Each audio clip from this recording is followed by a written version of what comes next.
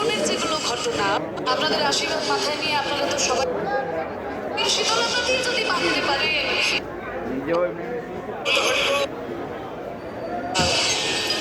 কখনো রাধা ভাবে বিভোর হয়ে ভক্তদের মাঝে বসে তিনি ক্রন্দন করছেন, আবার কখনো কৃষ্ণের ভাবে বিভোর হয়ে সকল ভক্তদের সঙ্গে নিয়ে তিনি হরিনাম সংকীর্তন করছেন। এই যে নদিয়ার চাঁদ গৌর হয়ে তিনি আমাদের মাঝখানে অবতীর্ণ হলেন, সেই চৈতন্য মহাপ্রভু সম্পর্কে ডক্টর প্রবোধানন্দ সরস্বতী পাল তার চৈতন্য চন্দ্রামৃত গ্রন্থে এই যে শ্লোকটি চৈতন্য মহাপ্রভুর প্রণাম মন্ত্র স্বরূপ রচনা করেছিলেন, যে মহাপ্রভুকে না আনন্দ লীলাময় বিগ্রহায়, তিনি হচ্ছেন আনন্দময় এবং লীলাময়। কোন আনন্দ মহাপ্রভুর মধ্যে বিরাজ করত? যেমন তেমন আনন্দ নয়, সচ্চিদানন্দের যে আনন্দ, সৎ চিৎ এবং আনন্দ। শ্রীমদ্ ভাগবতে তো আনন্দকে 4টি ভাগে ভাগ করা হয়েছে। হ্যাঁ, কি কি? রাজসিক আনন্দ, তামসিক আনন্দ, সাত্বিক আনন্দ। হ্যাঁ, এইভাবে ভাগ করা হয়েছে। কিন্তু তার ঊর্ধ্বে যে আনন্দ রয়েছে সেটা হচ্ছে সচ্চিদানন্দের আনন্দ। চৈতন্য মহাপ্রভুর মধ্যে সেই বিশুদ্ধ চৈতন্য সচ্চিদানন্দের আনন্দ বিরাজ করত।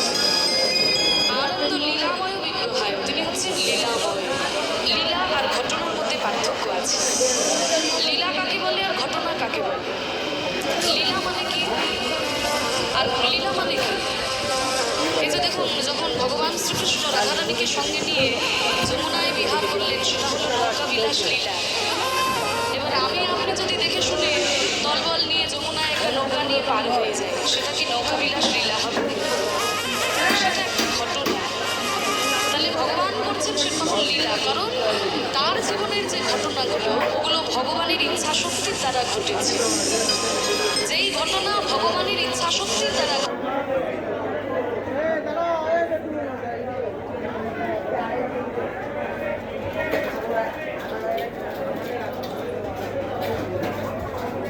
ঘটে তাকে বলে লীলা। আর আমাদের জীবনের যেগুলো ঘটনা মায়া, আপনাদের আশীর্বাদ তোমাকে জগতের মায়া মানতে পারবে না। আর তোমার হে মারু দিব্যচ্ছবি সুন্দরায়, তার রূপটা কেমন দিব্য রূপ, সাধারণ নয়নে দেখা যায় না, তার ছবিটা হচ্ছে দিব্য রূপ। আমরা বলতে পারবো না মহাপ্রভু এইরকম ছিল।